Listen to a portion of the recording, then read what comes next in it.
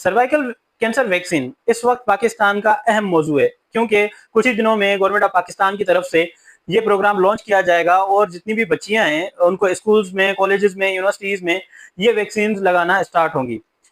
आखिर ये वैक्सीन है क्या?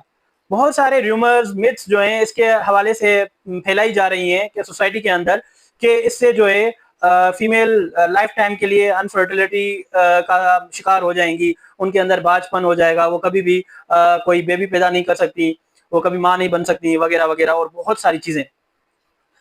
भाई साहब, बीइंग रिसर्चर, मैंने खुद इस पे बहुत सारे रिसर्च पेपर पढ़े हैं और हर एक रिसर्च पेपर में मैंने देखा है कि कौन कौन से ममालिक की इसमें कंट्रीब्यूशन हैं और इसमें से बहुत ही अहम रिसर्च पेपर मिले हैं जो कि मैं स्क्रीन पे शो करूंगा बाद में, जो कि डिफरेंट यूनिवर्सिटीज ने मिलकर ये काम किया है।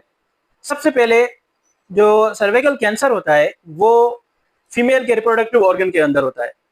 मैं ये थोड़ी डिटेल आज इसलिए बता रहा हूँ कि वो जो आधे पढ़े लिखे लोग हैं जिनको इतनी इन्फॉर्मेशन नहीं है और वो र्यूमर्स फैलाते हैं, तो उनको उनके सवालों के जवाब मिल जाए। जो फीमेल रिप्रोडक्टिव ऑर्गन होता है उसका एक हिस्सा जिसे आप वजाइना कहते हैं और दूसरा हिस्सा जिसे आप यूटेरस कहते हो। अब वजाइना और यूटेरस को सेपरेट करने वाला जो हिस्सा होता है उसे सर्विकल वाली पोर्शन कहते हैं, जिस जगह पर यह कैंसर डेवलप होता है। अब ये कैंसर जो है तकरीबन 80% जो इसका जो सबब है वो HPV वायरस होता है, यानी कि ह्यूमन पेप्लोमा वायरस। ये वो वायरस होता है जो कि सेक्सुअल इंटरकोर्स के थ्रू जब हमबिस्तरी की जाती है, हमबिस्तरी दौरान ये बॉडी के अंदर एंटर होता है और बॉडी के अंदर एंटर होकर बिल्कुल सेलुलर लेवल पे, बिल्कुल मॉलिक्यूलर लेवल पे ये कुछ जीन्स जो है इसमें से होती हैं, जिसमें E6 और E8 के नाम से कुछ जीन्स होती हैं। वो जीन्स जो हैं वो ह्यूमन के डीएनए के अंदर जो ट्यूमर सप्रेसर जीन होती हैं RB, यानी कि रेटिनोब्लास्टोमा, और दूसरी होती है P53, ये भी एक ट्यूमर सप्रेसर जीन है जो कि इंसान के ऑर्गन को या फिर इंसान के अंदर कैंसर डेवलप होने से बचा रही होती हैं। वो जो वायरस में से जो जीन निकलती है E6 के नाम से, वो क्या करती है, इन दो जीन्स को इनएक्टिवेट कर देती है। इनएक्टिवेट जब ये हो जाएंगी तो जो नॉर्मल मतलब के सेल की ग्रोथ होती है वो एबनॉर्मल हो जाएगी और वहां पर इन्फेक्शन होगा। इन्फेक्शन से मुराद मतलब कि एबनॉर्मल ग्रोथ सेल्स की स्टार्ट हो जाएगी, बहुत सारे सेल्स की प्रोडक्शन बढ़ना स्टार्ट होगी। किस जगह? वजाइना और यूटेरस के बीच वाली जगह पर। मैं कोशिश करता जाऊंगा कि इसको मैं ग्राफ में डिफाइन भी करूं। जब वजाइना और यूटेरस के बीच वाली हिस्से में वहां पर मास डेवलप होना स्टार्ट होगा। क्यों? क्योंकि जो HPV वायरस से E6 जो जीन निकली है वो क्या करेगी, आपके जो ट्यूमर सप्रेसर जीन्स हैं रेटिनोब्लास्टोमा RB और P53 उसको इनएक्टिवेट कर देंगी। जब वो इनएक्टिवेट होंगे तो जाहिर है ट्यूमर सप्रेसर जीन्स ही जब आपके काम नहीं करेंगे तो ट्यूमर डेवलप हो जाएगा, वहां पे मास डेवलप हो जाएगा जो कि आगे चल के मेलिगेंसी में कन्वर्ट हो जाएगा, यानी कि कैंसर में कन्वर्ट हो जाएगा, जिसे आप सर्विकल कैंसर कहते हो। अब बहुत ज्यादा रिसर्च करने के बाद बीइंग अ बायोटेक्नोलॉजिस्ट मुझे पता है कि इसमें कितनी हार्ड टेक्नोलॉजी यूज की गई है, जिसे आप डीएनए रिकॉम्बिनेशन टेक्नोलॉजी कहते हो।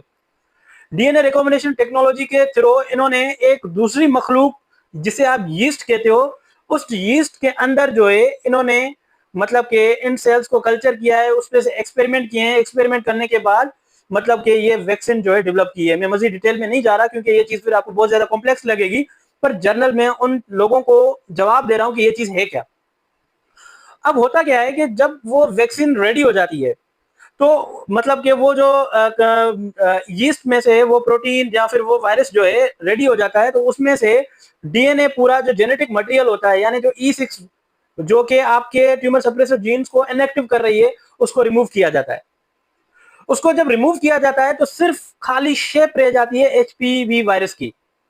वो वायरस आपकी बॉडी के अंदर आर्टिफिशियली वैक्सीन की फॉर्म में इंजेक्ट किया जाता है।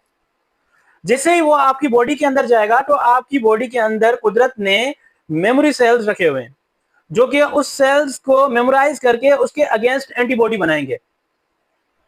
अब क्या होगा, जब वो एंटीबॉडीज आपकी बॉडी के अंदर डेवलप्ड हो जाएंगी, ह्यूमन बॉडी के अंदर डेवलप्ड हो जाएंगी, अगर फिर ओरिजिनल में ही HPV वायरस अगर मतलब उस डमी वैक्सीन की जगह अगर ओरिजिनली भी अगर अफेक्टेड होते हो तो होगा क्या कि फौरन आपकी बॉडी उसको रिस्पॉन्स करेगी उसके लिए, क्योंकि ऑलरेडी आपके जिस्म ने एंटीबॉडीज बना ली होंगी और उसको अगेंस्ट वो काम करेगी। तो इसी तरीके से ये जो वैक्सीन है ये जस्ट आपकी इम्यूनिटी बिल्ड करेगी, इसके अलावा इसके कोई साइड इफेक्ट नहीं है। मैंने इसके साइड इफेक्ट कॉम्प्लिकेशंस पे भी रिसर्च की। सबसे पहले 2007 के अंदर जो है ऑस्ट्रेलिया ने ये वैक्सीन अपनी पॉपुलेशन पे ट्रायल्स के तौर पे चलाई, जिन्होंने 70% मतलब वो कामयाब हुए। उसके बाद 2008 के अंदर यूएसए ने खुद अपनी पॉपुलेशन पे क्लिनिकल ट्रायल्स चलाए और उसके बाद उन्होंने तकरीबन 80% वो इस तजुर्बे में कामयाब गए। ऐसे ही मुख्तलिफ ममालिक के अंदर ये तजुर्बे किए गए और उसके अंदर अच्छे नताइज की वजह से फिर इस प्रॉपर मतलब के जितनी भी ऑर्गेनाइजेशंस ने उनको चेक करने के बाद इसको कंप्लीटली लॉन्च किया गया।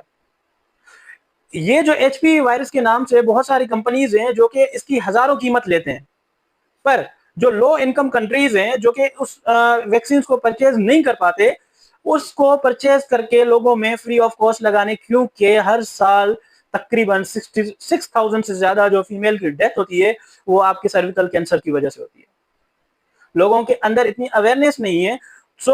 फिर अब क्या होता है कि जब ये वैक्सीन, अब वो वैक्सीन जस्ट डमी वायरसेस हैं, उनके अंदर जेनेटिक मटेरियल नहीं है, वो पूरा रिमूव किया गया है, वो सिर्फ आपकी बॉडी में अंदर जाके इम्यूनिटी बिल्ड करेंगे। जैसे आइंदा के लिए अगर एचपीवी वायरस आपकी बॉडी के अंदर इंटर होता है तो वो उसको उसी वक्त ही किल कर दें। तो इसमें कोई घबराने की बात नहीं है, वैक्सीन आप लगाई जाएं और ये आपके बच्चियों की सेहत के लिए बहुत अच्छी है और इससे और ज्यादा मतलब कि साइड इफेक्ट्स नहीं है। हल्का सा बुखार होगा 3 दिन तक, मतलब हल्का सा बुखार, और हो सकता है सर में दर्द, बिल्कुल रेयर 1 मिलियन के अंदर कोई एक ऐसी बच्ची होगी जिसके अंदर हल्के से एलर्जिक रिएक्शन होंगे जो कि अभी सीवियर नहीं होंगे। ये मैं कंप्लीटली रिसर्च बेस्ड बातें बता रहा हूँ और इसे आपको घबराने की जरूरत नहीं। आप अपनी बच्चियों को ये सर्वाइकल वैक्सीन लाजमी लगवाएं, जैसे वो आने वाली सर्वाइकल जो बीमारी है, जो कि बहुत ज्यादा फैलने वाली बीमारी है, सर्वाइकल कैंसर से बच सकें। तो अपने दोस्त जुबैर अहमद को दें इजाजत और मेरे चैनल को लाइक करें, सब्सक्राइब करें और शेयर करें, जैसे मैं और अच्छी इंफॉर्मेटिव वीडियोस हेल्थ के बारे में बनाता रहूं। तब तक अपने दोस्त जुबैर अहमद को दें इजाजत। अल्लाह हाफिज।